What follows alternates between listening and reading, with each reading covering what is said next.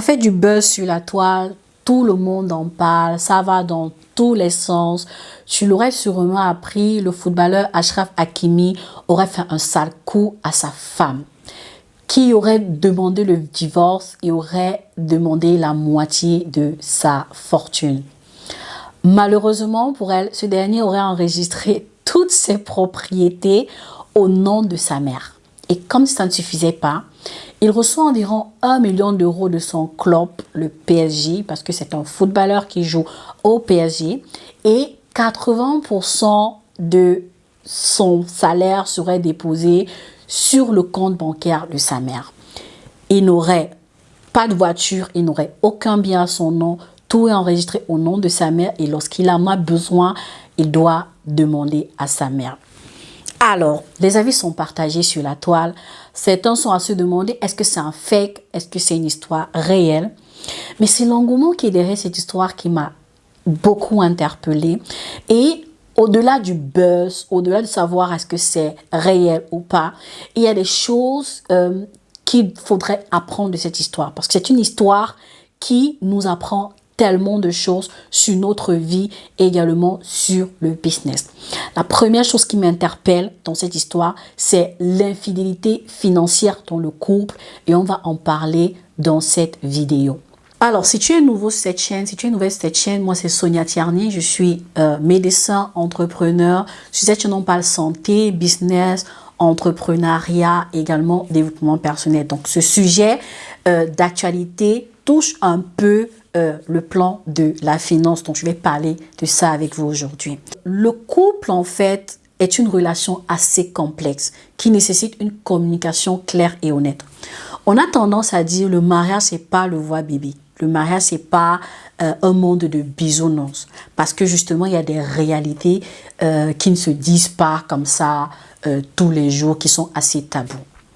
Cependant, il y a certains couples qui peuvent avoir du mal à parler d'argent et à partager leurs décisions financières.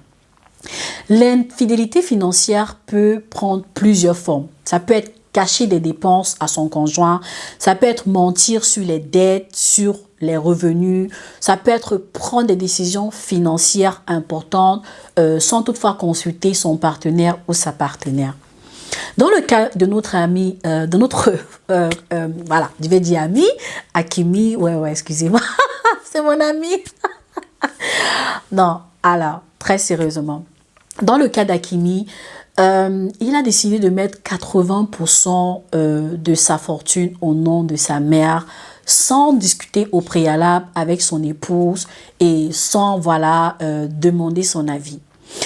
Là, ça m'interpelle d'abord, voilà, sur l'infidélité financière. Cacher, en fait, ce que tu veux faire, cacher ses projets à ton épouse. Je pense qu'elle n'était pas au courant parce qu'on dit, justement, il est dit qu'elle aurait découvert lors du divorce. C'est-à-dire que tu vis avec une personne, vous dormez sous le même toit, vous avez éventuellement, je ne connais pas le statut matrimonial, mais je parle sur la base qu'ils ont même signé bien commun. C'est-à-dire, tu es avec ton conjoint, vous êtes censé, voilà, faire un, mais derrière ton dos, il est en train de mettre des biens au nom de sa mère, en train de mettre des biens au nom de sa sœur. Parce qu'il y en a, je connais des hommes et des femmes même qui construisent des appartements et qui mettent au nom du frère, qui achètent des terrains, qui mettent au nom de la sœur, qui envoient des sommes énormes au pays, à leur famille. Et en général, lorsque vous leur posez la question, ils vont vous dire qu'ils protègent leur argent. De qui? C'est la question qu'il faut se poser. Certains vont se dire qu'ils protègent leur argent de leur conjoint, voilà, pour se protéger au cas où il ou elle divorce et demande justement, comme dans ce cas, la moitié des biens. Ils se protègent du conjoint ou de la conjointe au cas où il y aurait un enfant, où il y aurait infidélité. Ils se protègent du conjoint au cas où celui-ci arrive à décéder et que la famille entre en possession des biens. Cela nous amène justement à comprendre, à essayer de comprendre en fait la genèse de certaines choses. Nous devons savoir que les histoires peuvent se suivre, mais chaque histoire est différente. Avant de vous marier, les amis, Essayez de savoir ce que vous pouvez supporter et ce que vous ne pouvez pas supporter. La vie de l'autre n'est pas nécessairement ta vie. L'histoire de l'autre n'est pas nécessairement ton histoire. Ce que l'autre peut supporter, tu peux ne pas supporter.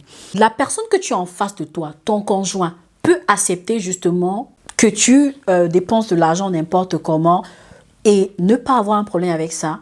Mais tu peux avoir un autre conjoint qui ouvre à cela un réel problème et cela porte atteinte à votre couple.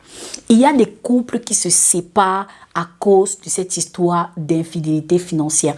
Pas besoin d'arriver au niveau du divorce.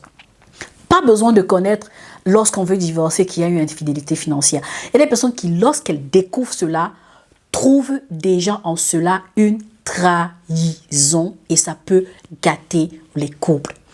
L'infidélité financière est également la cause de beaucoup de divorces. Donc, avant de pratiquer cela, rassurez-vous que vous êtes prêt à en assumer la conséquence. Ne faites pas cela parce que vous avez vu des gens faire. Ne faites pas cela parce que vous avez entendu qu'Hakimi a fait ça et qu'il est le grand héros. Voilà, sachez qu'il y a des conséquences à en tirer. Les conséquences peuvent être sur le plan, comme je disais, sur le plan de la famille, c'est-à-dire que le couple se sépare et si vous avez des enfants, naturellement, les enfants vont en pâtir. Les conséquences peuvent être également sur le plan financier. Parce que si vous êtes entrepreneur, même si vous n'êtes pas entrepreneur, si vous êtes une famille, vous avez des projets. Et en général, lorsqu'on fait des projets, on se base en fait sur les revenus qu'on a à notre disposition. Et en fonction de ça, on voit quel est le montant qu'on pourra aller allouer à tel projet, comment est-ce qu'on pourra gérer nos finances, qu'est-ce qu'on peut se permettre, jusqu'où est-ce qu'on peut rêver, ainsi de suite. Et si vous avez en face de vous un conjoint justement qui pratique cela, qui dépense énormément, qui prend des crédits à votre nom, ça déstabilise en fait les finances du foyer. Ça déstabilise en fait les finances du couple et ça peut justement porter atteinte à votre business, ça peut porter atteinte à votre projet. Aussi, pour ceux qui pensent que le fait de cacher les biens à leur épouse serait justement protéger leur fortune au cas d'un divorce, ça dépend des pays, mais il est important de connaître les lois de son pays. Dans certains pays en Afrique, il y a des gens qui ont, comme on dit souvent, les gros bras, peuvent réussir à tourner la justice. Mais dans certains pays, ce n'est pas le cas. Lorsque vous êtes marié bien commun, en général, vous partagez, en cas de séparation, en cas de divorce, les biens sont divisés en deux. Donc 50-50% pour les deux conjoints. Maintenant, pour les dons, même pour les dons, il y a un montant maximum qui peut être accepté. Et si ces donations sont faites, si ces dépenses sont faites sans le consentement de la conjointe, de votre conjoint, homme comme femme, elle est capable de demander à ce que cela soit restitué. Lorsque vous êtes marié sous bien commun, dans certains pays, le conjoint ou la conjointe est capable de demander à ce que le don que vous avez effectué soit restitué. Donc, il faut faire très attention avant de prendre certaines décisions. Certains dons que vous avez faits peuvent être annulés. Il y en a qui vont mettre les biens au nom de tel, au nom, qui vont cacher des biens, soit disant que au moment de la séparation, le conjoint ou la conjointe n'aura rien. Non, faites très très attention. Avant de prendre certaines décisions, rassurez-vous de connaître les lois de votre pays. Maintenant, cette histoire interpelle également sur l'absence de sincérité et également, je dirais même, la malhonnêteté de certaines personnes. Pourquoi je dis la malhonnêteté? Tu dois être vrai, tu dois être clair, tu dois être honnête. Si tu es avec ton partenaire, ça peut arriver que lorsque vous vous êtes rencontrés, tu as des choses, tu n'as pas remarqué certains comportements envers elle. Et avec le temps, tu te rends compte, par exemple, que c'est pas la personne que tu croyais, ainsi de suite. Au lieu de pratiquer l'infidélité financière, pourquoi ne pas être honnête? Pourquoi ne pas faire? Parce que il n'y a pas que bien commun, il y a bien séparé, il y a des contrats de mariage. Pourquoi ne pas faire un contrat de mariage, être clair avec ton partenaire, être clair avec ta partenaire et lui faire comprendre que moi, j'aimerais voilà, avoir mon argent, moi, j'aimerais que nos entrées soient séparées, que nos biens soient séparés, avoir une discussion claire avec ton partenaire et ta partenaire. Et là, du coup, chacun sait ce qu'il attend. Je trouve que c'est encore, pour moi, clair et encore honnête de dire, voilà, j'aimerais faire un contrat de mariage. Avec la mentalité, beaucoup de personnes se contentent de quand dira-t-on, on va dire que j'ai signé bien séparé, on va dire, mais on n'en parle pas beaucoup, mais il y a des mariages, il y a des couples qui sont obligés de faire des contrats de mariage. Pas seulement pour se protéger de la conjointe, il y a des personnes qui sont des entrepreneurs. Il y a des personnes qui sont des entrepreneurs et qui sont vraiment exposées au risque de perdre leur fortune à tout moment.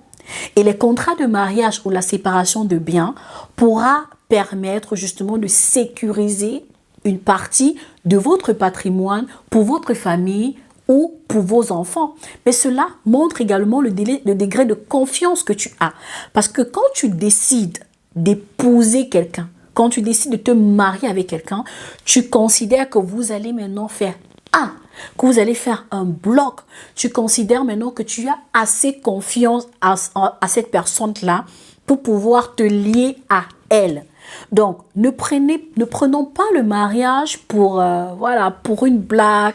Ne prenons pas le mariage pour, voilà, pour un lieu de jeu. Soyons assez clairs envers la partenaire, envers le partenaire. Et je pense que ça va éviter beaucoup de dégâts que nous voyons dans notre société aujourd'hui, dans le cadre du couple, dans le cadre des finances, dans le cadre également de l'éducation des enfants. Dites-moi en commentaire, les amis, voilà ce que vous tirez en fait de cette histoire. Dites-moi en commentaire ce que vous pensez de l'infidélité financière, de cette infidélité financière dans le couple. Dites-moi en commentaire, j'aimerais bien savoir ce que vous en pensez.